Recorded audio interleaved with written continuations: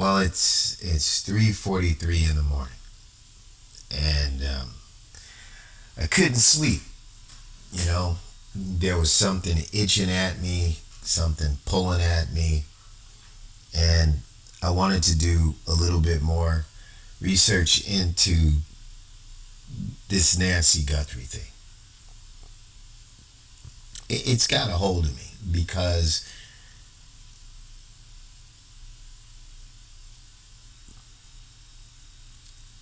you watch television and you watch the news and you hear about how there may be situations where those who are in charge of justice, those who are given the mantle of justice, those who are appointed, confirmed, or voted into office to deliver safety to the public, oftentimes are telling us one thing and they're working towards another goal. But I think it is rarely in any of our lives that it's more than a news story. You know, something that we read online, or something that we read in a book, or something we heard in a podcast.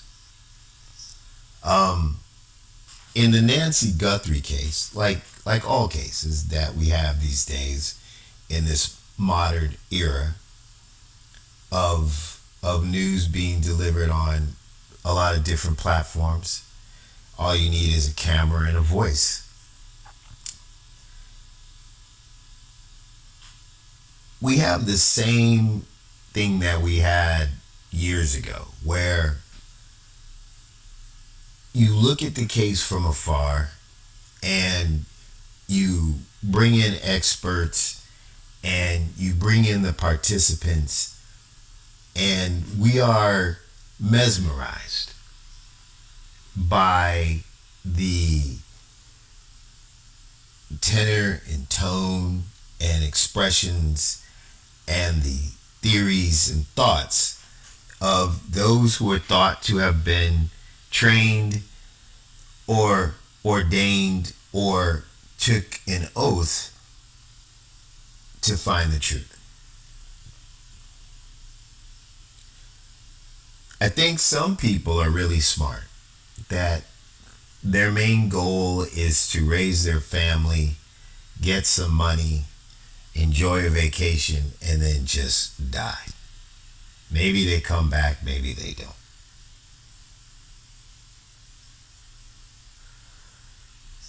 Then there's people like me that are haunted by um, duplicity, that are haunted by um, broken promises, and are terrified that those with the most power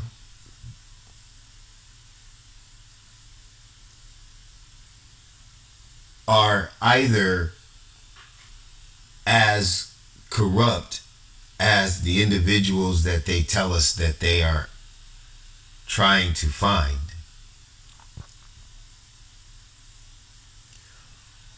or as psychopathic as the people that they're looking for.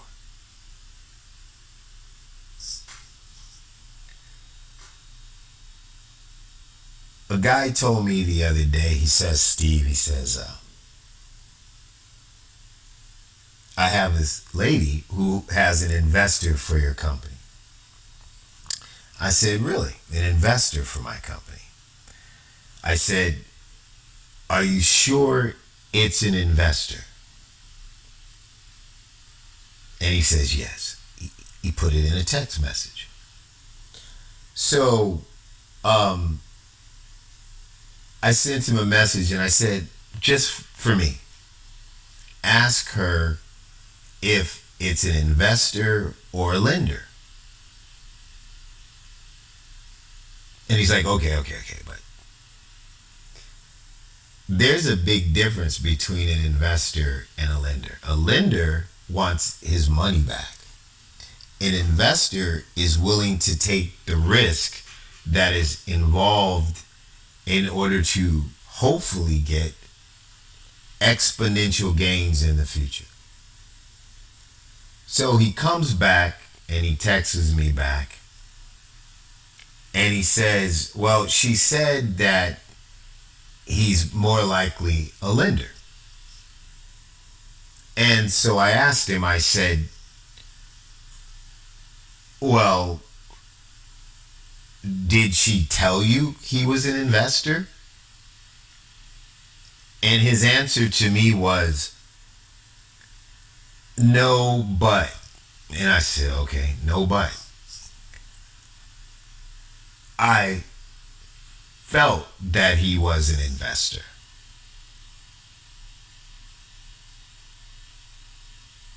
I said, so you text me to the question of, is he an investor or a lender? And you said, yes, he's an investor. Like it's in print. Why did you say yes? And he said to me, well, because I felt like he was an investor.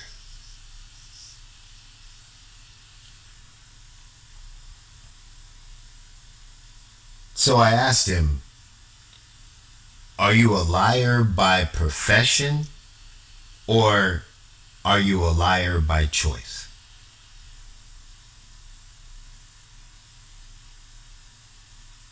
Now, I might still do business with the guy, but I'm not going to take anything that he says at face value, right? Because I'm not going to bend my morals or my character to his character. But we have to communicate with everyone.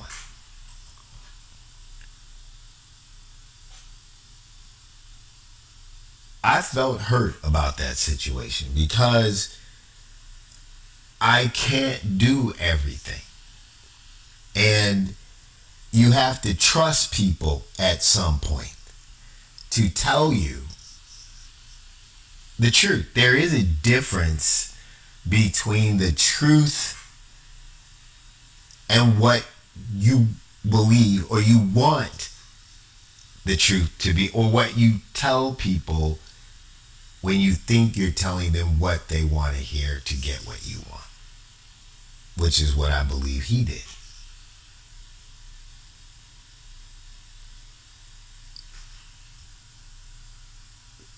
How that relates to the Nancy Guthrie case is important to me. Because for me to sort that situation out without having to constantly fight with this individual, right? For us to get to what I thought was a mutual goal, he told me what he thought I wanted to hear. I wanted to hear the truth. Yes, no, or I don't know. So that when I enter into the situation, I'm able to have the knowledge, the tools, the understanding of what the person I'm about to speak to, at least in the beginning of the conversation, is entering the conversation for.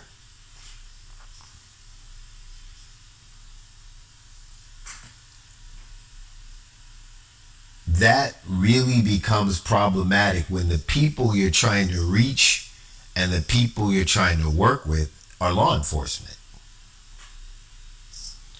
And you don't know what they really want. You would hope that they're looking to solve the case and to bring justice to the victims. I would imagine that Nancy Guthrie being kidnapped at night out of her house in her pajamas would be considered the victim.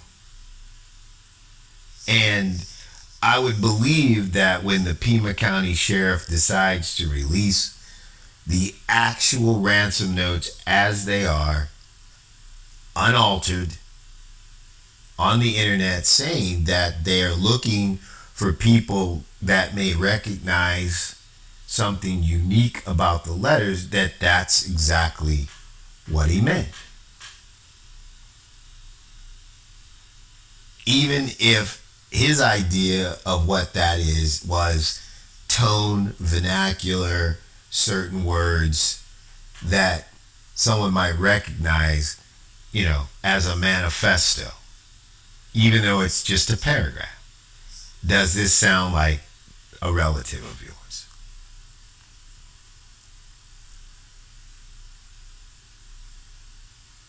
But when I see that note and I recognize something specific that is a code, and then I send that into the FBI coders, I send that into the joint task force between the federal government and the Pima County sheriffs, and I send that to Boulder Code Case, and I send that to the task force in the Cherry Joe Bates case, and to Vallejo PD, and Vallejo Cryptologic, and to San Francisco PD. And I send it into the LA Times, the New York Post, the New York Times, Sun Times, and tips to TMZ or CNN. And I wake up the next day or a couple of days later and I go online and I see that all of the ransom notes that are supposedly released so that someone could recognize something unique to give a lead to law enforcement to lead them, hopefully, to the person or persons who committed the crime that has captured all of our attention, and to bring Nancy home to Savannah Guthrie. And I see that all of those ransom notes have been altered to where the star that actually had information that specifically identified the person who created the art of the star that was on the original ransom note, that had the NBC peacock as a flag, and had a bullhorn siren that you would find on like a Navy ship, and had the colors of the peacock covering the word county to only reveal 4 letters, which is C-O and T-Y, which would match the suspect that I have been pushing towards law enforcement to look at, which would be Friar David Collins and Albert Lee Terry Jr., a person who faked his death in 1971. Gone. And in its place is a superimposed sheriff's badge from Pima County that when you click on it, you actually see other badges because it is not a part of the actual image of the ransom note. One, I'm surprised. Two, at that moment I recognized the power of Google to literally change on the entire planet something as small as a star on a piece of paper. And that there was no way for me, no matter what I did on the internet, to find the original ransom note that I had downloaded a couple of days before and identified that unique thing that they said that they wanted.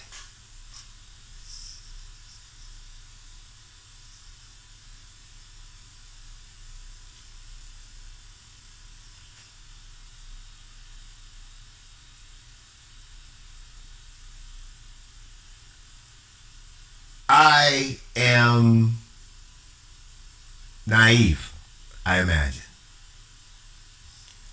to believe that my efforts as a single human being here in the United States of America, a country that I love.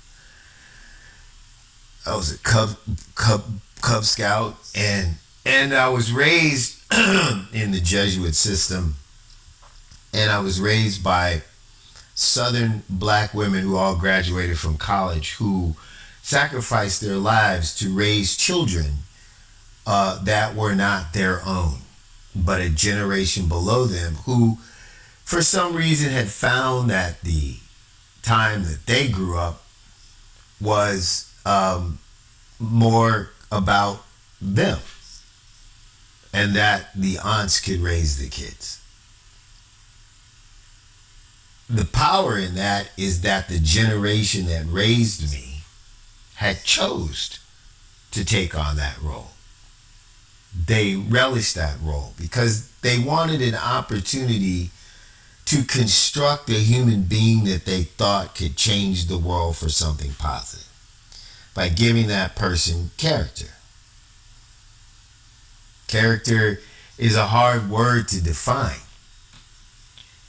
Some people said it shows itself. Some people say it's something you build.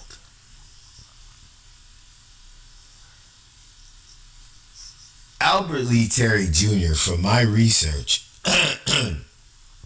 murdered Cherry Joe Bates, Paul Stein, um, David Faraday, uh,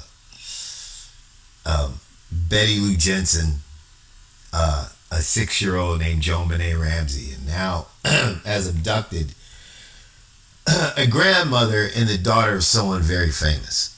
And for the most part, it didn't seem that throughout his criminal career that he seemed to touch anybody that anybody cared any more about than to make a story or a podcast or a book or a movie to entertain us, to feed our hunger for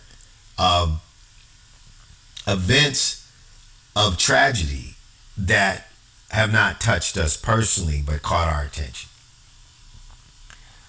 But Nancy Guthrie's abduction seems to be different. It seems to have brought about a presence that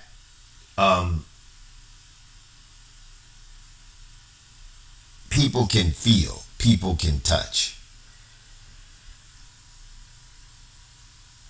I doubt if any of us know what her voice sounds like. Never heard her speak. We probably don't know her politics. We heard she went to church.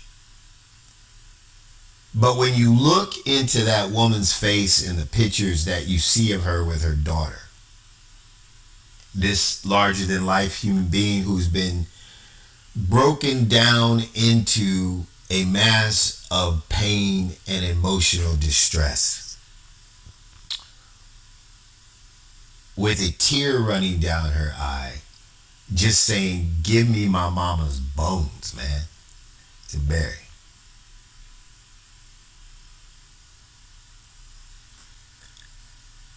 She looks like a person who has never heard a fly. Now, I don't know how perfect or imperfect she is, but I do know that children seem to be a good judge of character, because most children have not been tainted yet.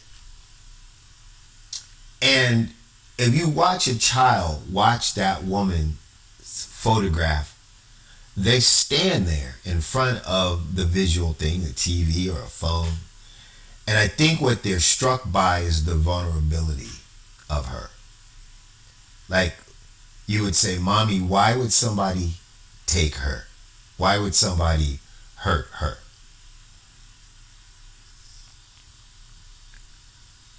I feel that way about everybody. But in this instance, it's no longer just a story on TV for me. It's not a podcast. It's not a movie. For some impractical reason, my God, my Lord, whatever it is, gave me some weird ability to read this psychopathic criminal's cryptologic coded messages, style, and codex. It is not a job I wanted. It is not a job I sought out. It is something I stumbled into because a friend of mine dared me to crack a code that everybody said was uncrackable until they said it was cracked, and then we found out by reading what came out of it that sounded ridiculous. And one weird morning, a gentleman showed up that we would call like a G-man or a man in black. And he stood outside a gate at 5 o'clock in the morning staring at me. And I said to him, "Can I help you?" And he says, "I like golf." I'm like, "You're right." And a conversation ensued in which he offered me a job, I suppose with the government. And I felt that he was saying in exchange for not going any further into this investigation. At the time, I was investigating a group of people that if I mention their name, you'll turn off this video.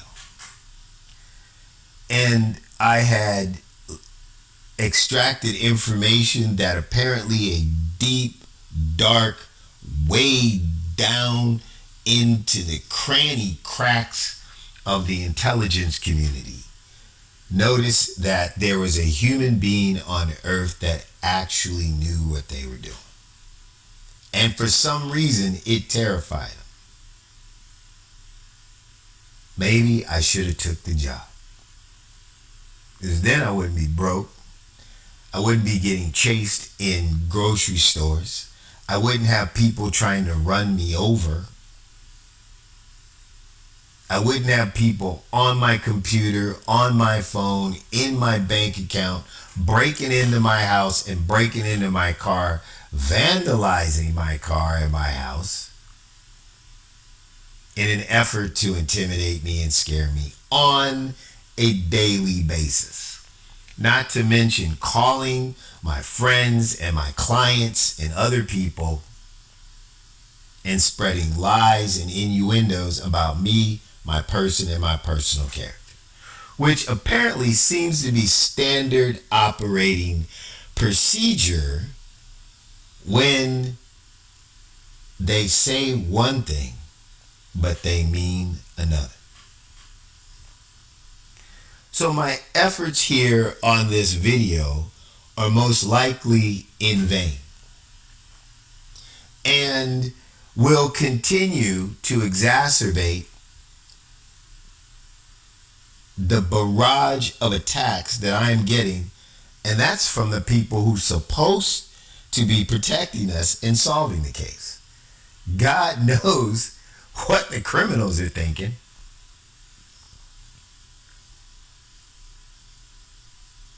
But somewhere in my heart, somewhere deep, deep, deep, deep, deep down in my heart,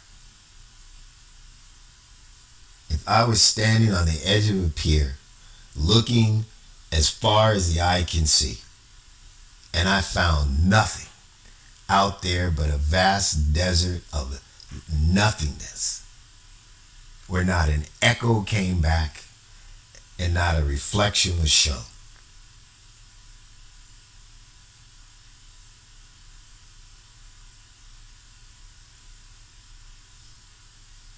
I would not regret doing the right thing.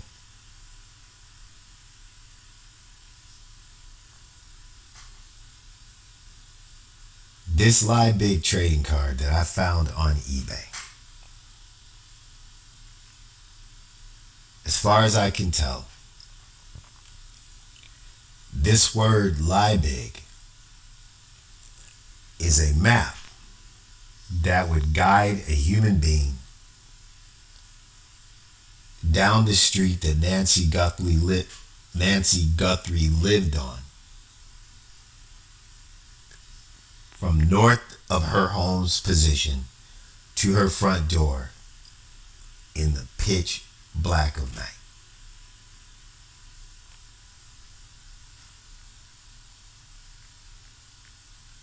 If one were to get this card before the kidnapping and were to turn that card the other way,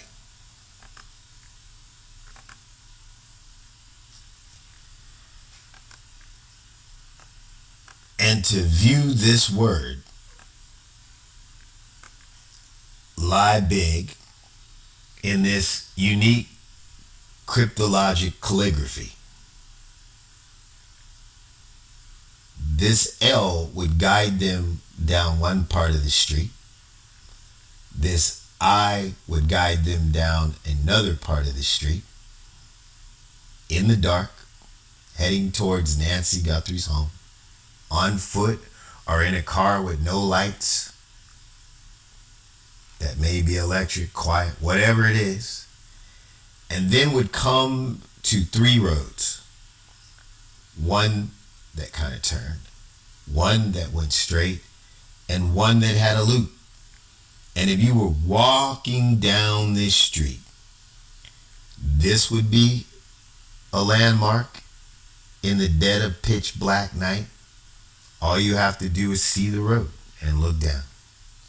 Stay on the road, you would see the next road, and it would be straight, and you stare at it, and you would continue on. And then you would see the next road and see how it turned and curved, and your confidence would grow that you are moving in the right direction. And then the road would slowly elbow, and you would know that you're heading in the right direction, but you're looking for another landmark, some type of structure that looks like an apostrophe, a fat apostrophe that's connected to the road that you're on. And a very short distance from that, you would be looking for another piece of road or driveway that kind of turned up, and you would say, wow, this is working. Even in the dark, I can see this. And then this word would say that you are a very, very short distance from your final destination. A turnabout that has a more wide structure here. And then if you stand at the very tip of the inner circle of that turnabout, which is grass, this very tip would point you to Nancy Guthrie's home.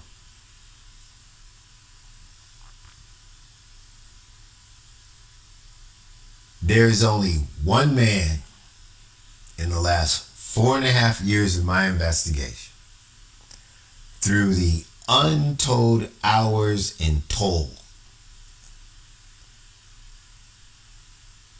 through all of the harassment, the threats, threatened false arrest, the break-ins into my car, my home, the out and out face-to-face threats, the lies told to my friends, to my business partners, the calls to establishments when I walk in a grocery store, customer service line so-and-so on hold, them calling saying that a dangerous person is in Ralph's. Not knowing that the manager of Ralph's knows me, not knowing that the manager of my golf course has known me for 20 years, not knowing that every single one of my friends say that this guy is the most honest person on the planet Earth. You can't lie to me about Steve Butler.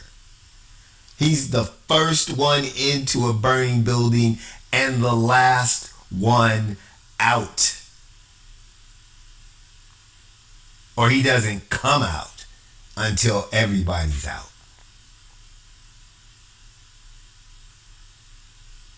And all the lies that they've told my customers who call me up and say, they said, don't tell you. You were the first call I made. And the people who call me at 3 o'clock in the morning and say, don't be afraid, just keep doing the right thing. There is a psychopath in our midst. His name is Friar David Collins. He used to be Albert Lee Terry Jr. of Vallejo, and he is sick.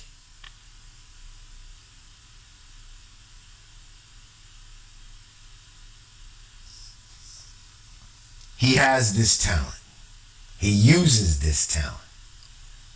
It is identifying this talent that will walk you directly to him and everybody involved in this and 60 years of crimes.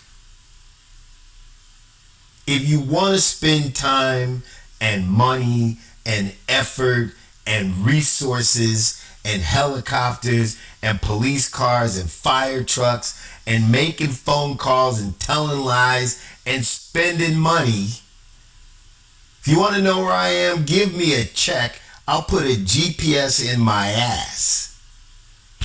And you can follow me anywhere you want. Because I never go anywhere I'm ashamed of being.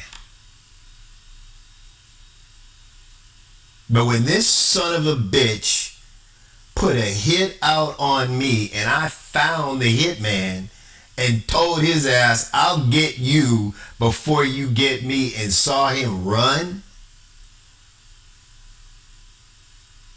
I said his ass is grass. And I'm the lawnmower. So you may win in the end. But my question is, are you a liar by profession or are you a liar by choice?